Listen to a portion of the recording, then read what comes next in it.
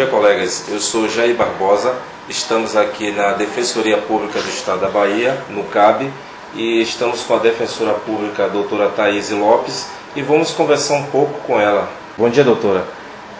Como dá-se o ingresso na carreira do defensor público e qual o papel do defensor público? Bom dia. O ingresso na carreira se dá através de concurso público de provas e títulos, em que são feitas várias etapas de prova oral, prova subjetiva, prova objetiva, na ordem inversa do que eu falei, além da prova de títulos, que é no final de tudo. E o papel do defensor público é atuar na defesa dos necessitados, dos hipossuficientes, que é garantia da nossa Constituição Federal, que é dar acesso à justiça a todos, independentemente da classe social, da raça, do credo, enfim. E nosso papel primordial é defender esses hipossuficientes, esses necessitados, e atuar na defesa deles em todos os graus de jurisdição, além de extrajudicialmente. Minha atuação hoje é na área de família. Eu sou defensora pública de classe final, mas já atuei nas áreas de execução penal, júri, criança e adolescente, fazenda pública, civil em geral. Já atuei em várias áreas, mas hoje a minha titularidade é essa, família. Bom dia, doutora. Meu nome é Janaína Monteiro. Qual a diferença entre o advogado e o defensor público e também entre o promotor e o defensor público? A diferença é que o advogado é o profissional que, após se formar em direito, ele passa na prova da OAB. E a partir daí, ele pode atuar defendendo os interesses do seu cliente, desde que passe uma procuração para ele. O defensor público é o profissional que, formado em direito, presta concurso público para o cargo de defensor, com prática na área de 3 anos, no mínimo, e que vai defender os necessitados. Os necessitados a gente não pode entender como só hipossuficiente econômico. Os necessitados também são os grupos vulneráveis. Há exemplos de crianças, adolescentes, índios, idosos, mulheres em situação de violência doméstica, e assim por diante. Então, nós não atuamos apenas defendendo os interesses dos hipossuficientes econômicos, mas também dos vulneráveis. Essa é a nossa função principal. A diferença entre defensor e promotor é que, aí eu vou ter que dividir um pouco nas atuações. Na área civil, o defensor público ele atua defendendo interesses de indivíduos ou de grupos. E o promotor ele atua na defesa dos incapazes. Ele tem que estar presente nas causas em que é incapaz, como por exemplo crianças. Ele é obrigado a atuar, porque ele está ali para fiscalizar se todos os direitos da criança estão sendo resguardados. Isso na área civil, dando uma visão bem geral. Na área criminal, a diferença se torna mais nítida, porque o promotor, o membro do Ministério Público, ele tem a função de acusar, quando ele acha que ele deve acusar. Claro, ele é promotor de justiça, não de acusação. Então, quando ele acha que ele tem que fazer uma acusação contra alguma pessoa, ele entra com ação penal, uma denúncia contra ele. A partir daí, forma-se a ação penal. E o defensor público vai atuar na defesa desses indivíduos, porque todos têm que ter defesa sob pena de ser nulo o processo. Isso é uma garantia da nossa Constituição. Bom dia, doutora Thaís. Meu nome é Guilherme e gostaria que a senhora falasse se o Estado tem oferecido uma estrutura necessária para o desempenho das atribuições do cargo. Essa pergunta eu vou ter que te responder em partes. A nível de Brasil, eu sinceramente não tenho como lhe dizer de uma forma geral em relação à estrutura física, mas em relação à estrutura de pessoal, com certeza deixa a desejar. Tem poucos defensores públicos, seja a nível de Estado, seja a nível federal. Deixa a desejar. E num país como o Brasil, em que os níveis de desigualdade são tão grandes, isso é triste, porque aqueles necessitados, aquelas pessoas que precisam que alguém lhes dê voz, essas pessoas elas ficam desassistidas por causa disso. A nível de Bahia, também, nós temos 300 cargos vagos de defensor público na Bahia. Então, apenas 30 ou 32 comarcas da Bahia são atendidas pela Defensoria Pública. O sertão da Bahia é o que a gente vê mais falta de defensor. Vai ter um concurso público agora esse ano para defensor público E a gente espera que essas 300 vagas sejam providas para que as pessoas possam ter o acesso à justiça que lhes é assegurado pela Constituição Federal. Também a gente tem que lembrar que existe a Emenda Constitucional 80, que foi apelidada de PEC das comarcas na época, que assegura, garante que em 8 anos tenha que haver defensor em todas as comarcas do Brasil. E aí a gente espera que isso ocorra em menos de 8 anos, mas que, se não acontecer, que pelo menos nos 8 anos, que é a proposta dela, que ela obriga os estados a isso, que se efetive. Em Salvador, nós temos, falando de estrutura física, nós temos lugares muito bons de estrutura, como é esse que a gente está aqui no CAB, como, por exemplo, o Jardim Baiano, que é o atendimento inicial. E temos lugares que deixam a desejar, mas que já estão sendo... já há estudos para que nós possamos ir para os nossos lugares próprios. A gente atua, na área de família, a gente atua dentro do Fórum Rui Barbosa. E o local lá, para o defensor e principalmente para o assistido, que merece ser bem tratado, que merece ter dignidade no seu atendimento, é ruim. Mas a gente vai sair de lá até o fim do ano e vai para uma casa nossa, que vai ser a casa das famílias, enfim, uma casa própria da defensoria. Com fé em Deus.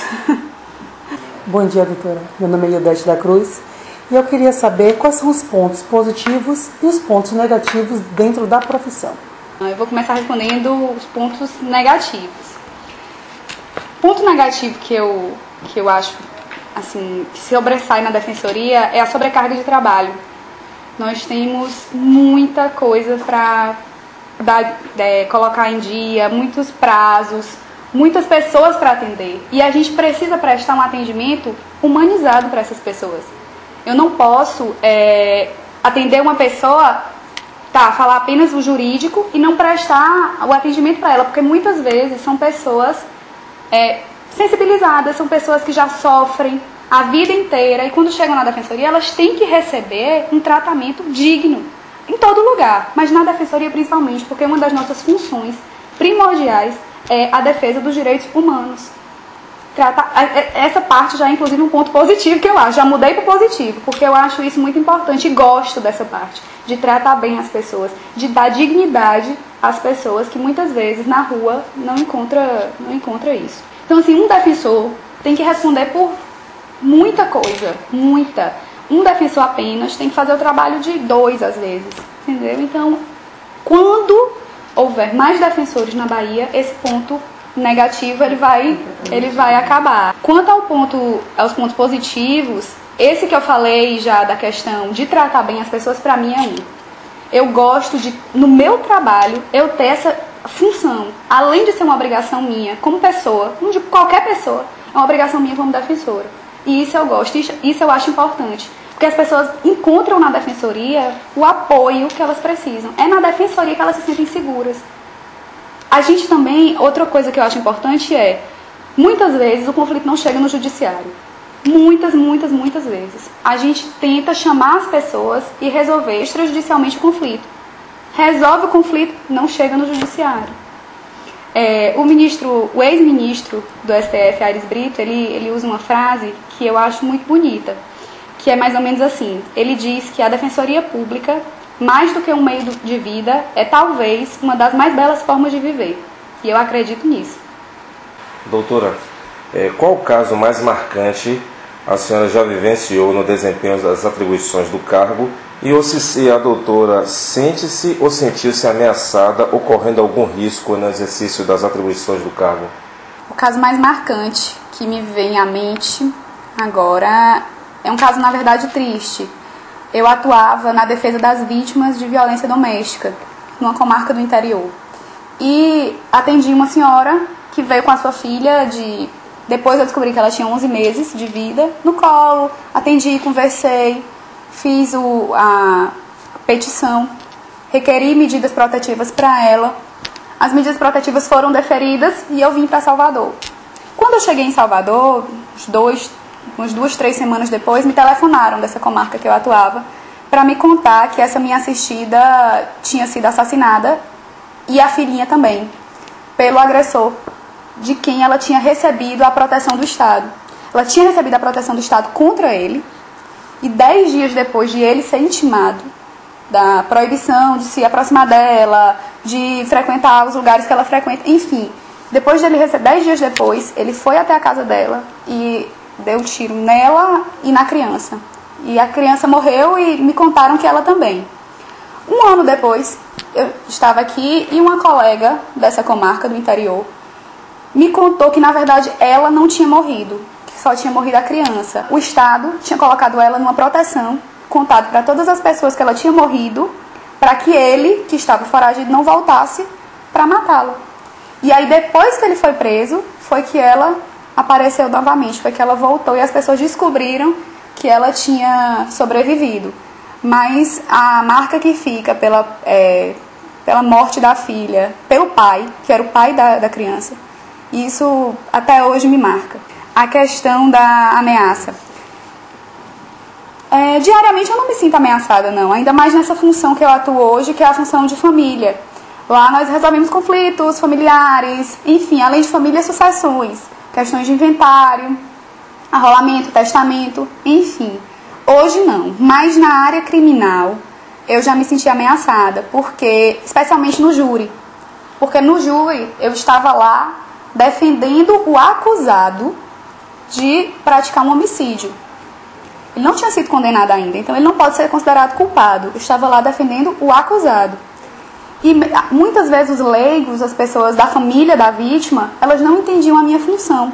E achavam que era culpa minha qualquer coisa que ele cometesse depois, que o acusado cometesse depois. E numa audiência criminal, lá em Paulo Afonso, eu estava sentada com o réu do meu lado e o irmão da vítima, eu pedi a liberdade do réu, ele foi solto, e o irmão da vítima olhou para mim e disse assim: qualquer coisa que ele fizer, a responsabilidade a partir de agora é sua.